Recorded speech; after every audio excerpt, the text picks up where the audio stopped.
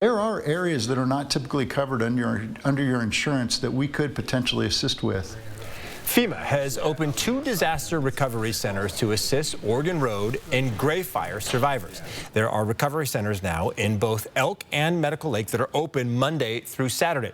FEMA officials say even if you've been denied assistance before, you can still possibly qualify for other types of aid. Our Marissa Rio shares the struggles the community faces and how FEMA can help.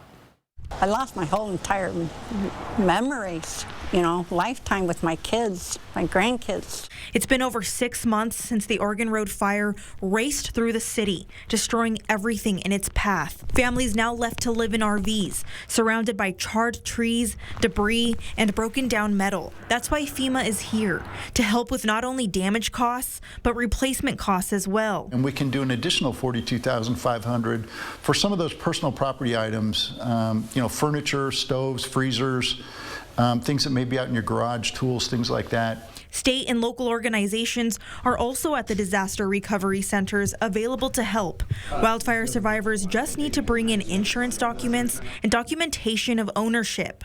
While FEMA is here to help, some people in the community here in Elk say more assistance is needed. The woman who lives on this property lost nearly everything in the fire, as you can see behind me. She was at the disaster recovery center today. She says it doesn't look like FEMA is going to help her because she had insurance. She tells me that insurance isn't even enough to help her start rebuilding.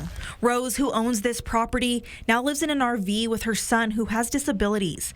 He lost his hearing aids in the fire, and she can't even afford to replace those, let alone rebuild from the ground up. Always thought FEMA was there to help us. No matter if we are insured or no insurance, it doesn't sound like they're going to help us.